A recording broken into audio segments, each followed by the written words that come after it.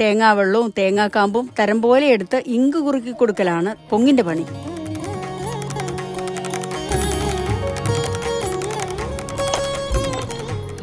തെങ്ങിന്റെ തിരിജടയിൽ നിന്ന് ആറ്റിലെ നീറ്റിലേക്ക് എടുത്തു ചാടി ഒരു കേരസുന്ദരി. വിരിച്ചിട്ടിരുന്ന കരവലകളെല്ലാം തിരിച്ചെടുത്ത് മല കയറി മടങ്ങാൻ തുടങ്ങുന്ന സൂര്യൻ നടുങ്ങി നിന്നു. അകത്തുള്ള ജീവചൈതന്യത്തെ ആറ്റുനോറ്റു വളർത്താൻ വേണ്ടതെല്ലാം തെങ്ങമ്മ ഈ കേരസുന്ദരിമാരിൽ ഒതുക്കി ഒരുക്കി വെച്ചിട്ടാണ് തൻ്റെ മുക്കണ്ണൻ മക്കളെ വെള്ളത്തിലേക്ക് തള്ളിവിടുന്നത്. 60 അടിക്ക് മേൽ ഉയരത്തിൽ നിന്ന് താഴെ വീഴുന്നതല്ലേ, ഒരാപത്തും വരുത്തരുതല്ലോ. വെള്ളത്തിൽ മുക്കിയാലും മുങ്ങിപ്പോവില്ല. ഉള്ളിൽ പേർന്ന ജീവന് യാതൊരു അപകടവും വരുത്തില്ല. ബലിഷ്ഠമായ കോട്ടയ്ക്കുള്ളിലാണത്. വേണ്ടി വന്നാൽ കുഞ്ഞിന് കഴിക്കാനുള്ളതെല്ലാം കോട്ടയ്ക്കകത്ത് സജ്ജീകരിച്ചിട്ടുമുണ്ട്. പേറ്റുനോവിനാൽ അടർന്ന ആറ്റിലെ നീറ്റിൽ ചാടി ഈറ്റില്ലം തേടി തേടി നീറ്റിലൂടെ അലയുന്നു നമ്മുടെ കേരസുന്ദരി. ആറ്റിലെ ചിറ്റോളങ്ങളും കാറ്റും ചേർന്ന് കരപറ്റിക്കുമെന്ന പ്രതീക്ഷയോടെ ഉല്ലാസവതി അങ്ങനെ പാറകളിൽ മുട്ടിയുരുമ്മി ചുഴികളിൽ കറങ്ങിത്തിരിഞ്ഞ് നീന്തി രസിക്കുന്നു. ഇത് പ്രകൃതിയുടെ വഴി, പ്രകൃതിയുടെ വിത്ത് വിതരണ രീതി. കേരനിരകളാടും ഹരിത ചാരുതീരം. വിത്തിനുള്ള തേങ്ങ തെങ്ങിൽ നിന്ന് കെട്ടിയിറക്കണം. പ്രത്യേക പരിചരണങ്ങൾ കൊടുത്ത് മുളപ്പിക്കണം. വലിയ കുഴികളെടുത്ത് നട്ടു വളർത്തണം. അത് നമ്മുടെ വഴി, നമ്മുടെ കൃഷിരീതി. തോല് വെട്ടി പൊന്ത കണ്ടു, പൊന്ത വെട്ടി പാറ കണ്ടു, പാറ വെട്ടി വെള്ളി കണ്ടു, വെള്ളി വെട്ടി വെള്ളം കണ്ടു. ഒരു കടങ്കഥയില്ലേ, കടങ്കഥയിലെ പാറ. കടങ്കഥയിൽ ഇല്ലാത്തൊരു കഥാപാത്രമുണ്ടല്ലോ, പാറമേല് ഒരു മുകുളം. പാറയിൽ മുകുളമോ? പൊന്ത വെട്ടിയപ്പോൾ കണ്ട ഈ പാറകളിലെല്ലാം മുകുളങ്ങൾ. പാറ വെട്ടി വെള്ളി കണ്ടു, വെള്ളി വെട്ടി പക്ഷെ വെള്ളം കണ്ടില്ലല്ലോ. കടങ്കഥയിൽ ഒരു പുതുകഥ. വെള്ളി വെട്ടി പഞ്ഞി കണ്ടു എന്നാക്കിയാലോ?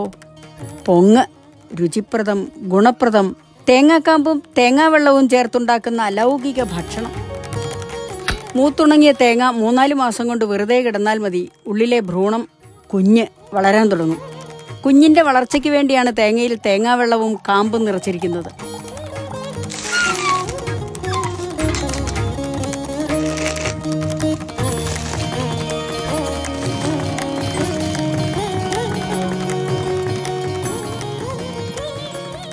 വലിയ ചിരട്ടക്കണ്ണിനടുത്ത് ഉറപ്പിച്ചിരിക്കുന്ന ഭ്രൂണം 2 ദിശകളിലേക്കാണ് വളരുക, മേലേക്കും താഴേക്കും.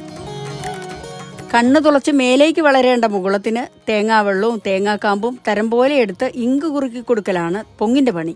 പൊങ്ങ് നിറഞ്ഞ കാമ്പിന്റെ പ്രത്യേകത കണ്ടോ?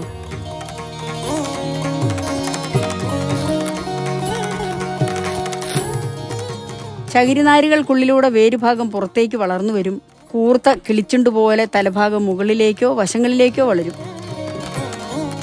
തൊണ്ടിൽ നെടുക മാത്രമാണ് ചകിരിനാരുകൾ അടുക്കിയിരിക്കുന്നത്. ചകിരിച്ചോറ് കൊണ്ട് ഒട്ടിച്ചുറപ്പിച്ചിട്ടുമുണ്ട്. വേരിന് നാരുകൾക്കിടയിലൂടെ അനായാസം സഞ്ചരിക്കാനും വായു നിറയ്ക്കാനുമാണിത്. വെള്ളത്തിൽ പൊങ്ങിക്കിടക്കാനും വലിയ വീഴ്ചയിൽ ആഘാതം ഉണ്ടാകാതിരിക്കാനും എല്ലാം സഹായകമാണ്. പാറകൾ വെട്ടി, വെള്ളികൾ വെട്ടി പഞ്ഞികൾ കണ്ടു. 5-6 വലിയ പഞ്ഞിമുട്ടകൾ, നേരിയ മഞ്ഞ നിറം ചാലിച്ച നീണ്ടുരുണ്ട ഗോളങ്ങൾ. മഞ്ഞപ്പുറഞ്ചട്ടയിട്ട വെള്ളഗോളം. ലോകം കണ്ട് വട്ടം തിരിഞ്ഞ വെള്ളഗോളത്തെ ഓട്ടുകിണ്ണത്തിലിട്ടു. ഇത് മുളയ്ക്കാൻ തുടങ്ങിയതേയുള്ളൂ. അതുകൊണ്ടാണ് ഇത്രയും തേങ്ങാവെള്ളം ശേഷിച്ചത്. വെള്ളം കുടിച്ചു വീർക്കേണ്ട ഈ പൊങ്ങ് ചെറുതായിട്ടിരിക്കുന്നത്.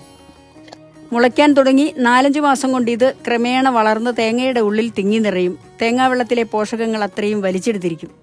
പിന്നീട് കാമ്പിലൊട്ടിയിരുന്നു കൊണ്ട് കാമ്പിലെ കാർബോഹൈഡ്രേറ്റും ഫാറ്റും പ്രോട്ടീനും മിനറലുകളും എന്ന് വേണ്ട കുഞ്ഞിൻ്റെ നല്ല രീതിയിലുള്ള വളർച്ചയ്ക്കും ആരോഗ്യത്തിനും ആവശ്യമായ ഘടകങ്ങളെല്ലാം വലിച്ചെടുക്കും. അങ്ങനെയാണ് പൊങ്ങ് ഏറ്റവും മികച്ച പോഷകാഹാരമായി മാറുന്നത്. കുഞ്ഞിനു പാകത്തിനുള്ള ലളിതരൂപങ്ങളിലാക്കുന്നത് കൊണ്ട് ദഹനത്തിനും രക്തത്തിലേക്ക് ആഗിരണം ചെയ്യാനും എളുപ്പം. അതുകൊണ്ടാണിത് കുഞ്ഞുകുട്ടികൾക്ക് വളരെ നല്ലതാണെന്ന് പറയുന്നത്. കത്തിയുമായി എത്തി മുകുളത്തെ ചെത്തി മാറ്റി കണ്ണ് ചുരണ്ടി വിടർത്തി മെല്ലെ ഒന്ന് തിരിച്ചു മുത്തശ്ശൻ അത് പൂർണ്ണ രൂപത്തിൽ പുറത്തെടുത്തു.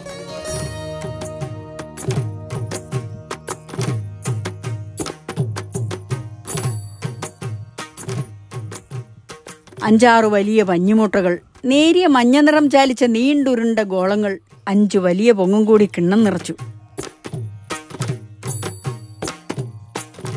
ഒരു പൊങ്ങ് 2ആക്കി, തൂവെള്ള അകവും ഇളം മഞ്ഞപ്പുറവും.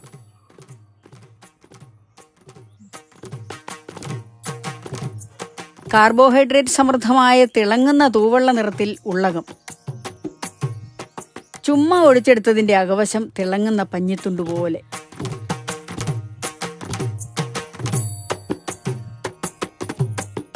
ചന്ദന നിറത്തിൽ വെണ്ണറൊട്ടി പോലെ കുഞ്ഞു കുഞ്ഞു പൊങ്ങുകൾ.